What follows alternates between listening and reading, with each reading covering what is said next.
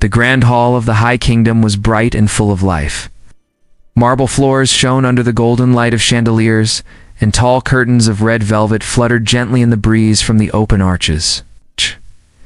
People in fine clothes filled the room, each eager to watch the choosing of champions for the great trial.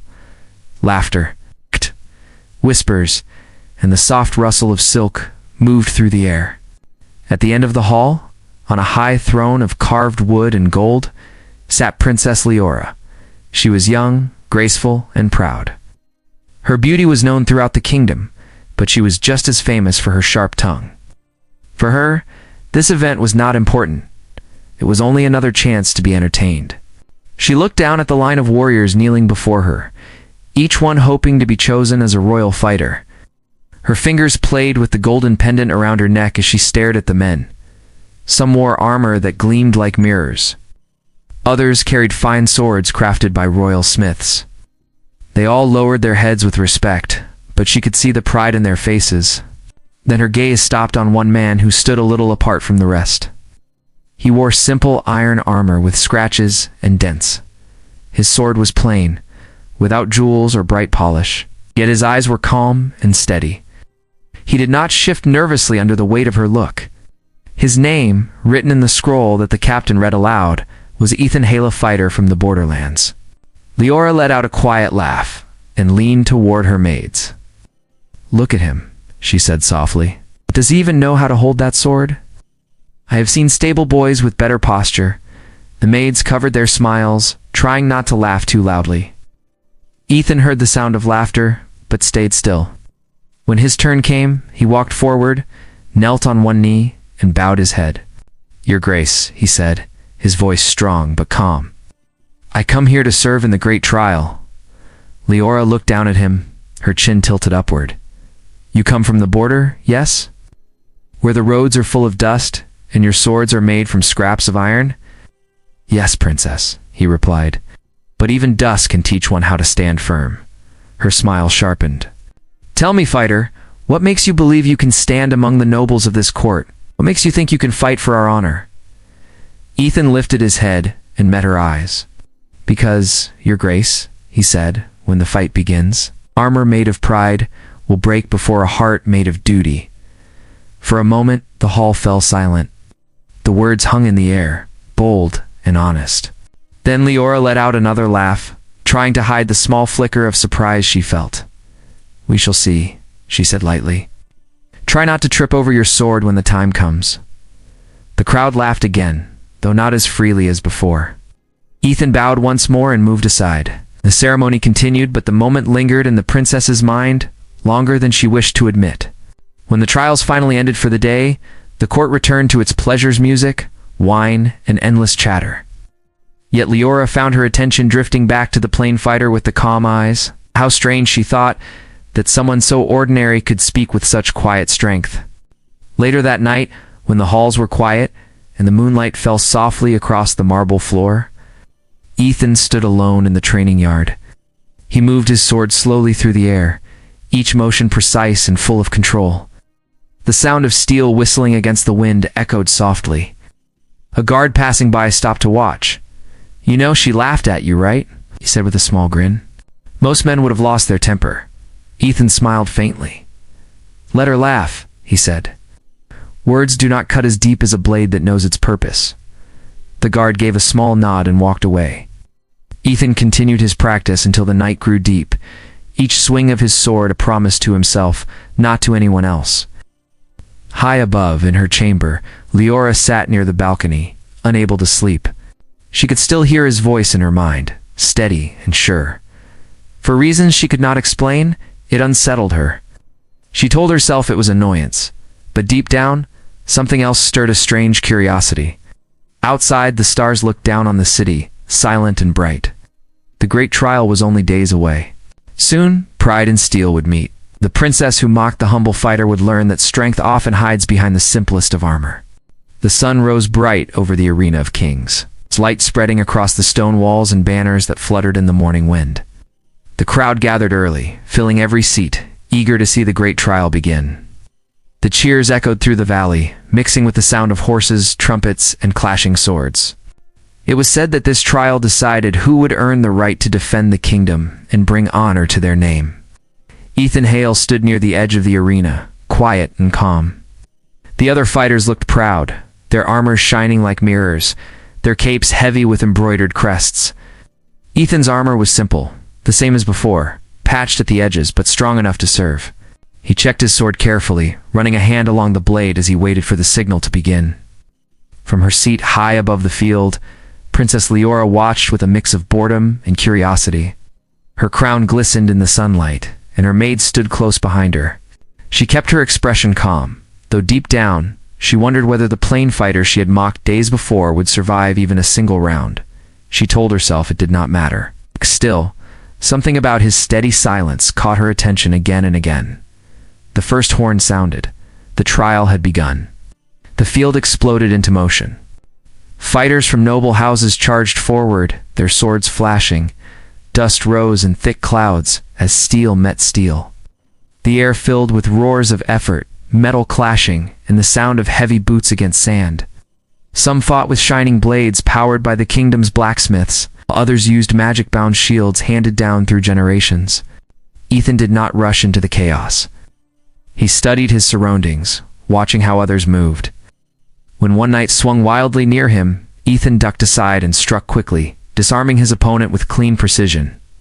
Gasps came from the nearby stands. The princess leaned slightly forward.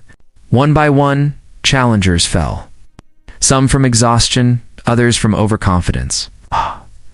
Ethan did not fight with anger or pride. Every movement of his blade was for survival, simple and balanced. The crowd began to notice. Where many flaunted their power, he moved with focus alone. His plain armor no longer looked weak.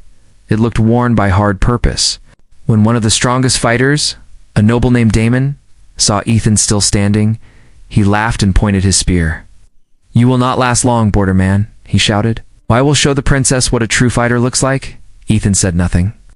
Their blades met, ringing across the arena. Damon's attacks were fast and heavy, each meant to crush. Ethan stepped back, reading his rhythm. The duel went on as the crowd held its breath. Just when Damon swung his strongest strike, Ethan slipped to the side and struck cleanly, sending Damon's spear flying into the sand. A hush fell over the spectators. Damon dropped to his knees, defeated. Odd. Princess Leora's lips parted slightly, surprise flickering in her eyes. She covered it quickly with a cool expression, telling herself this was only luck. But when Ethan offered his defeated opponent a hand to stand, the gesture softened something in her. The fight went on through the day, the sun crawling higher in the sky. Sweat burned on every fighter's skin.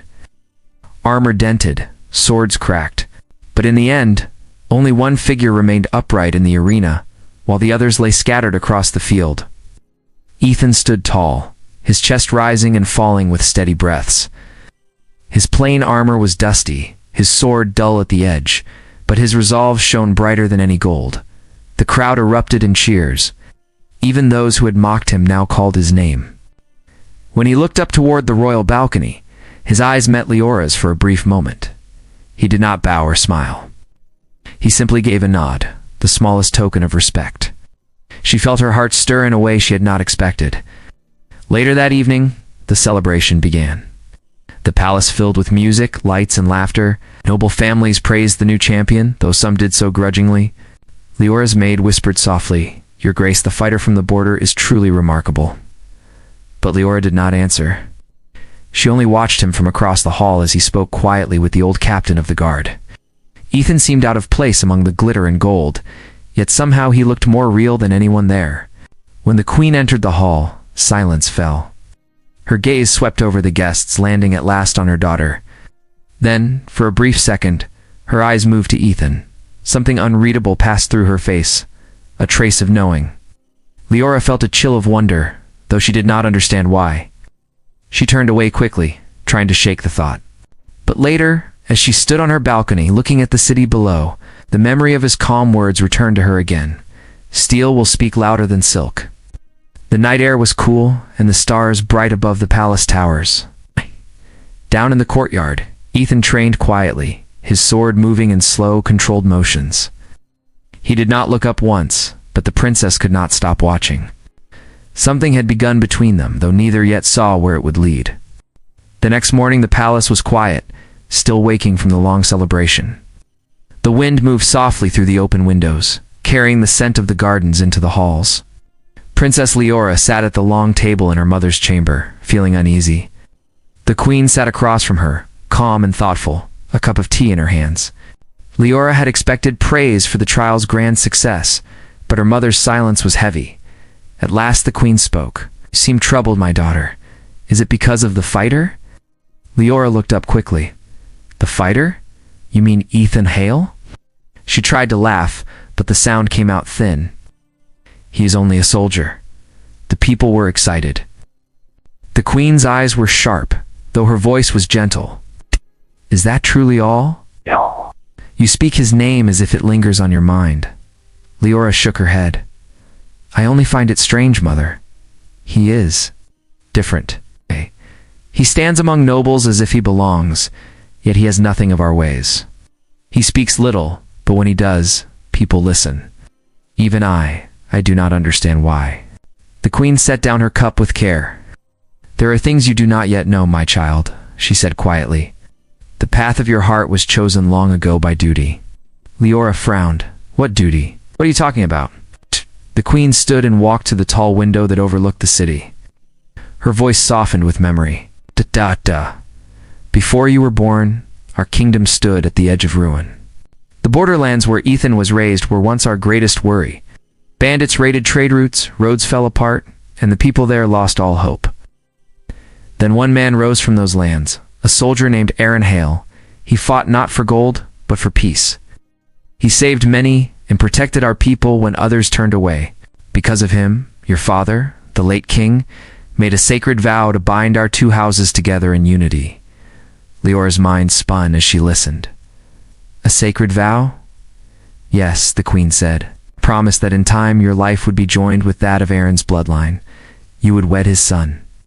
That son is Ethan Hale." For a moment Leora could not breathe. The words struck harder than any sword. "That cannot be true," she whispered. "It is true," her mother said calmly. "Your father sealed it before his death. I did not tell you earlier, because I wished for you to see the man before knowing the promise. Now, after the trial, you have seen what kind of person he is." Leora rose quickly, her chair scraping the floor. "You mean to say that I am to marry a man I mocked in front of the entire court? A man who wears the dust of the roads and carries a sword with no name?" The queen did not flinch. "You saw his honor, did you not? You saw how he fought with strength and kindness. Our kingdom was built on such hearts, not crowns alone." Leora felt her throat tighten. Her pride burned within her, but so did confusion.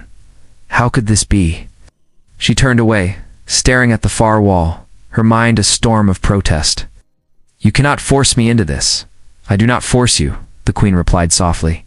"I remind you of the vow that protects our land. Duty must come before pride." Leora's lips trembled. For once her wit failed her. She lowered her head, unable to speak. That night she wandered through the garden, trying to clear her thoughts. The moon was bright on the flowers, painting everything silver. She heard footsteps behind her and turned to see Ethan standing a few steps away. He stopped when their eyes met. "Your Grace," he said quietly. "I did not mean to disturb you." "You always seem to appear when the world feels unsteady," she said sharply, then sighed. "Tell me, did you know?"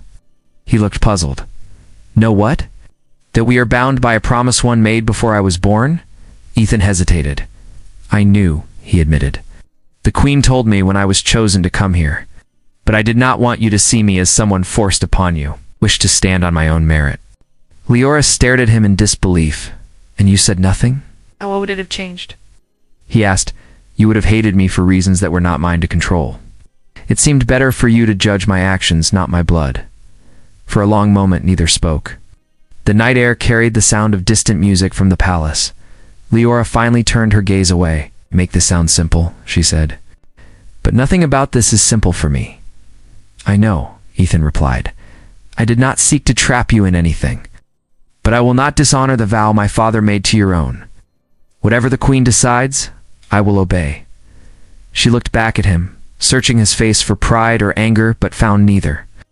There was only calm, a quiet strength that unsettled her more than anger could. When he bowed and walked away into the shadows, Leora stood there with her heart pounding, torn between anger and something she did not want to name. The queen's words echoed in her mind, duty before pride. But now that duty had a face, a voice, and eyes that saw her differently from anyone else. Days passed slowly after the truth was revealed. Princess Leora tried to return to her daily duties, but her thoughts were never quiet.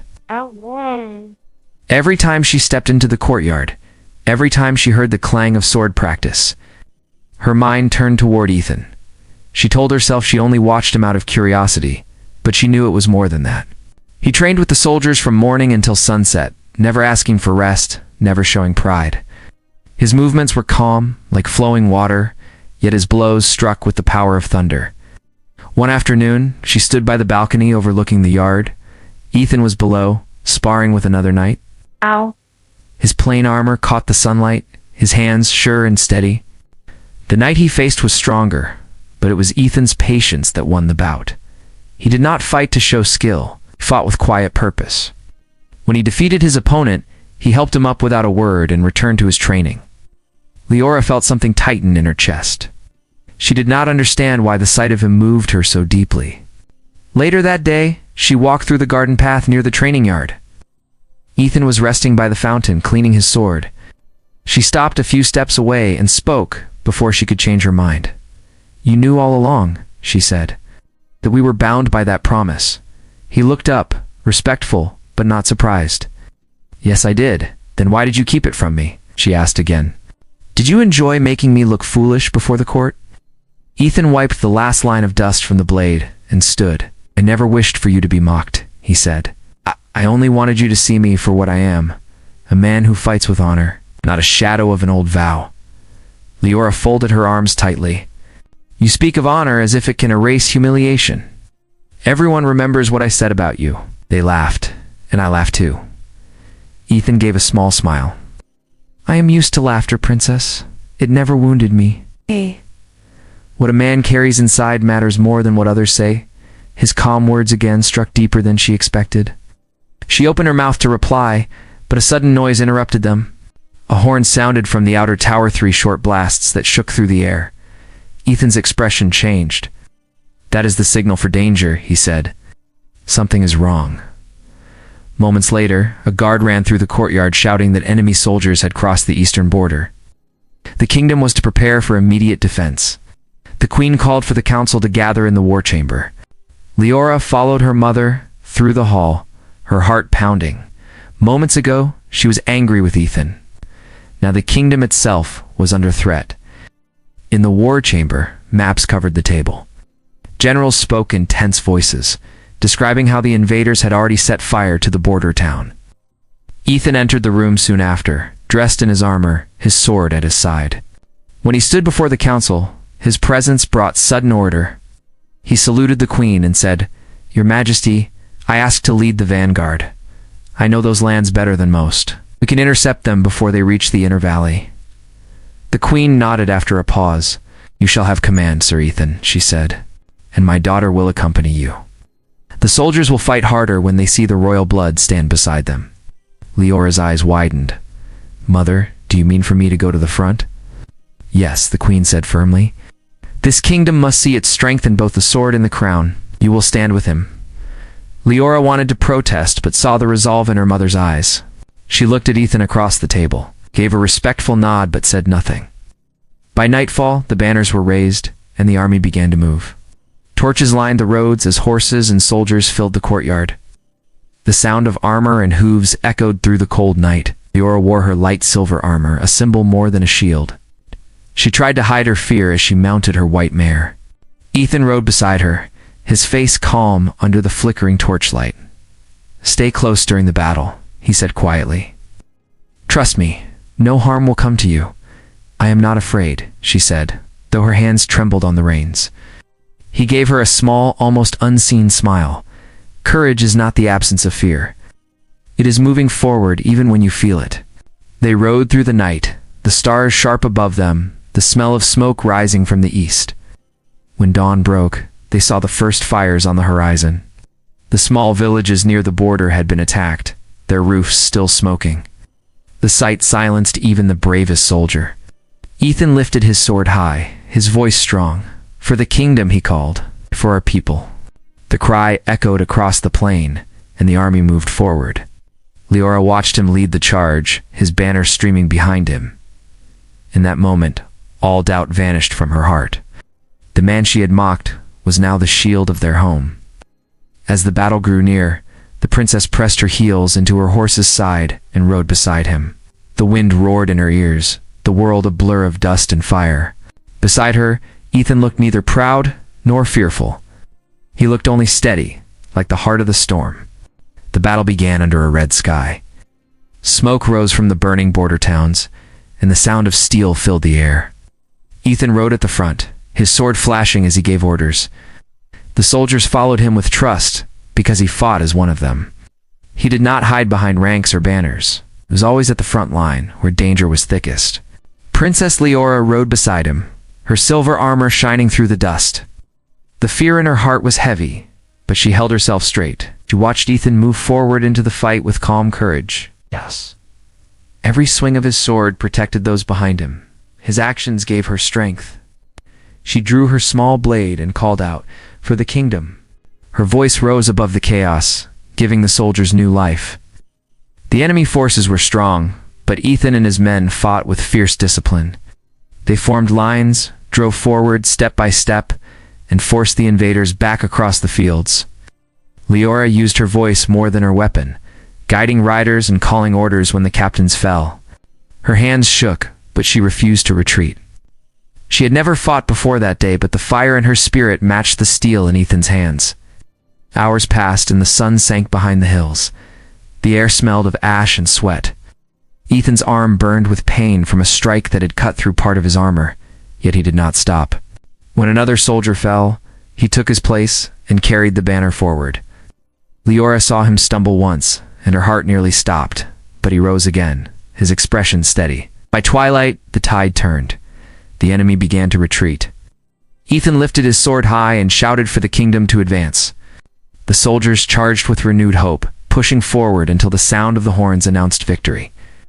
The invaders were driven from the valley, their fires fading into the distance, and the last echoes of battle died away. Only the crackle of small fires and the cries of wounded men filled the air. Leora dismounted her horse and ran toward Ethan, who had dropped to one knee, his breath heavy. His armor was broken, and blood ran down his arm. She knelt beside him and pressed her hand against the wound. "You were hurt," she said, her voice trembling. "It is nothing," he replied quietly. "The kingdom is safe." Leora felt tears rising. "You could have died," she whispered. Ethan looked up at her with tired eyes and smiled faintly. "If I'd fallen, I would have done so knowing that I kept my vow." She stared at him, unable to speak. Around them, soldiers cheered and waved their weapons in triumph, but her world had gone silent. The first time, she did not see a common fighter. She saw a man stronger than fear, kinder than pride, and truer than any noble she had ever known. The army returned home 2 days later. The capital greeted them with flags, trumpets, and crowds that filled the streets. The queen stood at the palace gates waiting for them. When she saw her daughter riding beside Ethan, alive and unharmed, her eyes filled with relief. That evening, the great hall glowed with golden light. The court gathered to honor the victory. Music filled the air, but Leora hardly noticed. She stood beside her mother as Ethan was led forward to kneel before the throne. The queen rose and said in a clear voice, "Ethan, hail, son of the border. You have defended this crown with courage and grace. You have proven the value of your word and the strength of your heart." Ethan bowed his head. "I did only what was my duty, your majesty." The queen smiled slightly. "Duty and honor are the pillars of a true leader. Stand, Sir Ethan." He rose, and the hall erupted in applause. The queen turned to her daughter and took her hand. "Now the vow is complete," she said warmly. "And this man, brave and steadfast, shall stand beside you." Leora's heart beat fast as she looked into Ethan's eyes. The hall waited in silence, then she stepped forward. Her voice, soft but sure, carried through the room. "I mocked you once," she said. "I thought pride made me strong. But today, I have learned that true strength lives in the heart of a humble man. Ethan's eyes met hers, and he nodded gently. And I have learned that courage wears many forms, than a princess who rides into battle. The queen smiled and placed her hands on theirs. Then it is settled, she said. By the will of the crown and the bond of honor, let this vow join our hearts and our lands. The hall filled with cheers once more. The soldiers lifted their swords and the people shouted their names. Leora felt warmth spread through her chest, not from the torches or the gold, but from the peace that came with truth. Later, when the ceremony was over and the night had grown quiet, Leora and Ethan stood on the balcony overlooking the city. The stars shone bright over the rooftops. He turned to him and said softly, "When I first saw you, I laughed, and I thanked the stars that laughter cannot wound a man who knows his purpose," Ethan replied. She smiled. "You are wiser than most kings." "Then I will be content with being your husband," he said. Leora looked at him for a long time. "I will be proud to be your wife." Below them, the city lights flickered like tiny fires of hope. A kingdom once divided now stood whole again, bound not by crowns or titles, but by two hearts that had found each other through trial and trust. And for the first time, Leora felt that her mocking laughter had led her to the truest joy she could ever know.